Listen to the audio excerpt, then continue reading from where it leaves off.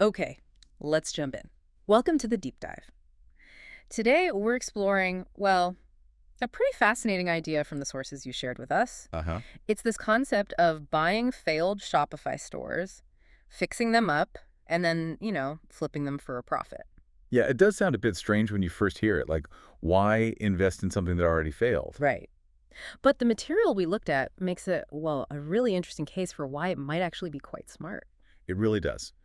The core argument isn't that the products themselves were bad. No, exactly. It's more about why they failed. The sources suggest it's often things like, the owner just gave up too soon. Or maybe they didn't really know how to market Yeah, effectively. or they just ran out of time, or maybe cash before things really took off. That seems to be the key insight. Precisely.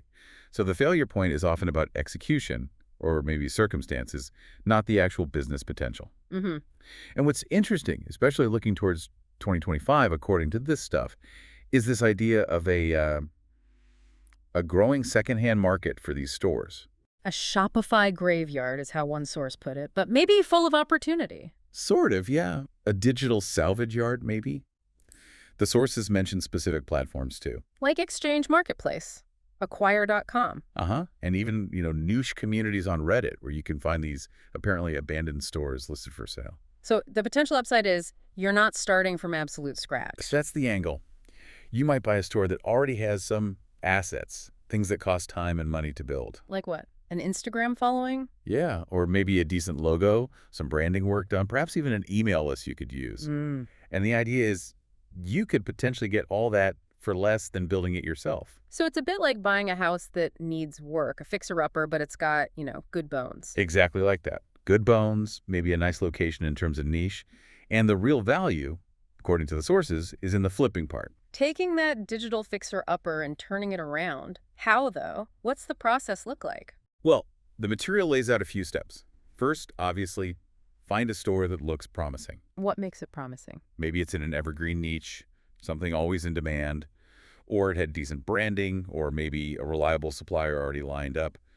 You're looking for potential others missed. Okay, so you spot one. Then what? Do you just jump in? No, then you do your homework. A deep audit, they call it. Then audit. Using tools, apparently. Uh-huh. Things like SimilarWeb or Koala Inspector were mentioned. They let you kind of peek behind the curtain. See website traffic, how it's built, that sort of thing. Exactly. You're looking for data. How much traffic did it really get? What was the abandoned cart rate like? Did they even have basic tracking set up, like a Facebook pixel? Ah, the pixel. Crucial for marketing later. Absolutely. Finding that kind of data is described as like pure gold for figuring out what went wrong or maybe what was actually working okay. Got it. Assess the bones using data. Next. Then you fix it up, the TLC part. Which could mean anything. Could be simple stuff. A theme redesign, maybe rewriting product descriptions so they actually sell, tweaking prices. Or maybe running a quick email campaign if you got a list with the store. Yeah, exactly. Or sometimes, the sources suggest, just a small targeted marketing push could be enough, like a TikTok reel that hits, or paying a small influencer. Something to just spark those first sales. Little changes, potentially big results. And the final step is the flip. That's the goal for many, yeah. Yeah. The idea is you could resell this now revitalized store for, quite a bit more than you paid. How much more are we talking? Well, the sources mention potential like 2x, 5x, sometimes even higher returns, or you could just keep it running yourself. Right, as like a passive income stream, potentially. Stacking them up like digital real estate. That idea is definitely floated. Build a portfolio. Which brings us to that plant store example in the material. That really nailed it for me. Oh yeah, that was a good one. Bought for just $300. $300, and then improved with really simple steps. Redid the homepage. Ran 2 Instagram ads. Just 2. And then flipped it in, what, 30 days? Yeah, for $2,400. Wow.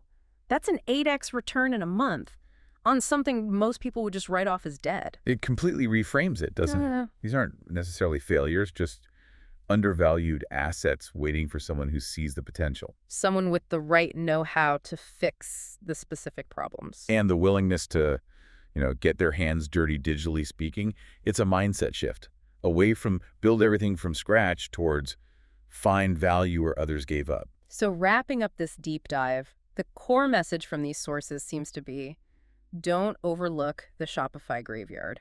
It might actually be, well, a treasure trove if you've got that digital house flipper mentality. Remember that plant store example? Small cost, Strategic fixes, big return, fast turnaround. Yeah. It wasn't a failure, just a fixer-upper needing the right touch. Which leaves us with a final thought for you based on all this. Are you willing to start seeing digital failures not as dead ends, but maybe as fixer-upper opportunities waiting to happen?